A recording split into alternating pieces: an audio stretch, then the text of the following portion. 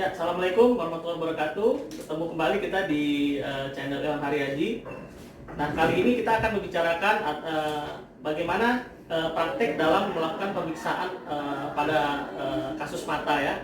Sebelum kita lanjutkan, silakan subscribe dan bunyikan tombol loncengnya untuk berlangganan channel ini. Baik, kita akan langsung mulai.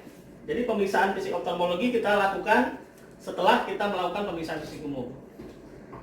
Nah, jadi Pak, tadi saya sudah melakukan pemeriksaan fisik umum. Sekarang saya akan melakukan pemeriksaan fisik status lokalisata pada mata Bapak, seperti yang Bapak keluhkan.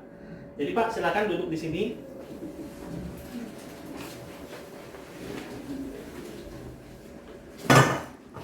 Ya, jadi di dalam penilaian pemeriksaan status mata ini, posisi duduk juga harus kita tentukan ya.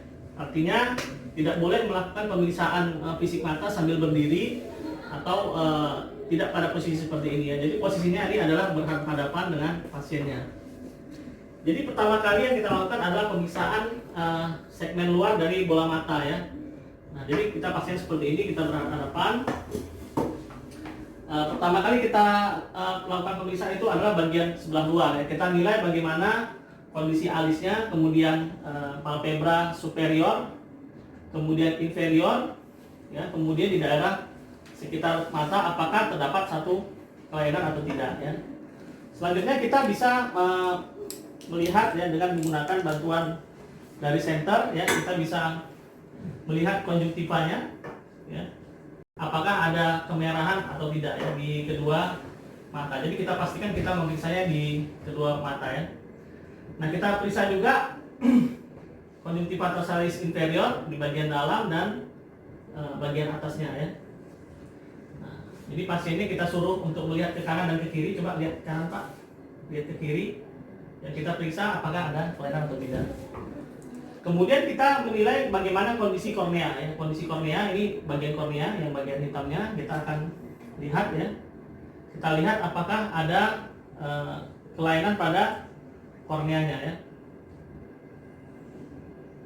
Nah, jadi kita lihat apakah korneanya ada kelainan atau tidak. Kemudian kita menilai kamera okuli anterior ya. Caranya adalah kita melakukan pencahayaan dari samping, maka akan terlihat bagaimana kondisi kamera okuli anterior. Jadi kamera okuli anterior ini di bagian belakang itu berbatasan dengan iris ya. Nanti irisnya nampak seperti ada berongga-rongga seperti itu ya. Kemudian di depannya itu adalah kornea. Kita melihat bagaimana kondisinya, apakah dia dangkal ya kan, atau dia dalam ya. Kadang-kadang nanti ada kelainan bahwa iris tadi bisa terdorong ke depan atau terdorong ke belakang. Kemudian kadang-kadang nanti bisa kita jumpai juga adanya satu kekeruhan ya, atau adanya mungkin nanah yang ada di dalam ya. Ini kita pastikan kita periksa pada bagian kiri dan bagian kanan pada kedua belah bola mata ya. Nah, kemudian pemeriksaan kita berikutnya adalah kita memeriksa kondisi refleks cahaya ya. Nah, pemeriksaan refleks cahaya ini ada dua. Pertama adalah pemeriksaan refleks cahaya secara direct. Saya direct maksudnya adalah kita melakukan penyinaran langsung pada mata. Jadi caranya adalah kita menyinar dari samping, kemudian kita arahkan ke tengah-tengahnya. Nah, secara normal jika terkena cahaya maka pupil kita akan mengecil atau melakukan miosis ya. Demikian juga dengan sebelahnya ya. Jadi tidak melakukan penyenteran langsung kepada mata, tapi dari samping ke tengah ya, supaya pasien tidak silau. Nah, kemudian kita melakukan pemeriksaan refleks cahaya secara indirect. Nah, pemeriksaan indirect ini kita lakukan seperti ini ya. Kita menyenter pada mata di satu mata, kemudian kita melihat di mata yang lain ya. Normalnya adalah jika di satu mata miosis, maka mata yang lain juga akan mengalami miosis. Jadi seperti itu.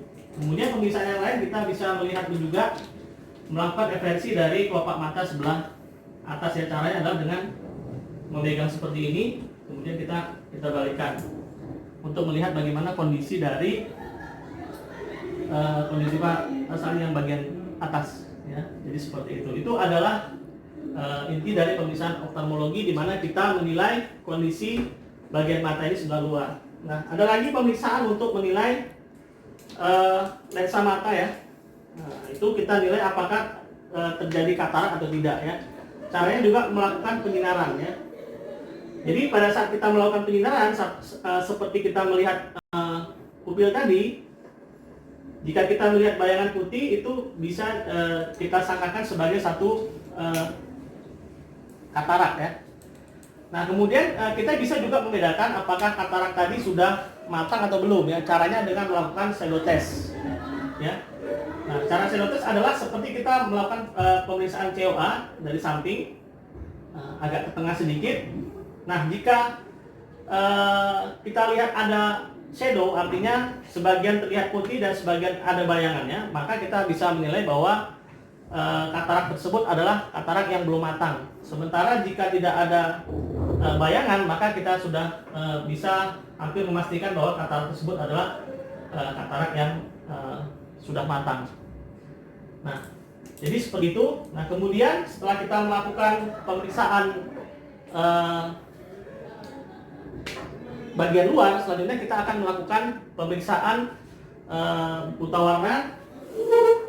Untuk pemeriksaan buta warna, kita di sini menggunakan buku Ishihara seperti ini.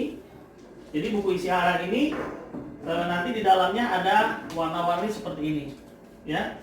Jadi pasien disuruh untuk melihat warna-warna ini kurang lebih minimal sekitar 10 detik, ya kita ubah, ya. Jadi Pak, ini kita akan melakukan tes buta warna. Jadi nanti Bapak diminta untuk membaca kira-kira apa yang ada di dalam warna-warna ini. Siap ya Pak ya? Oke. 12 8 5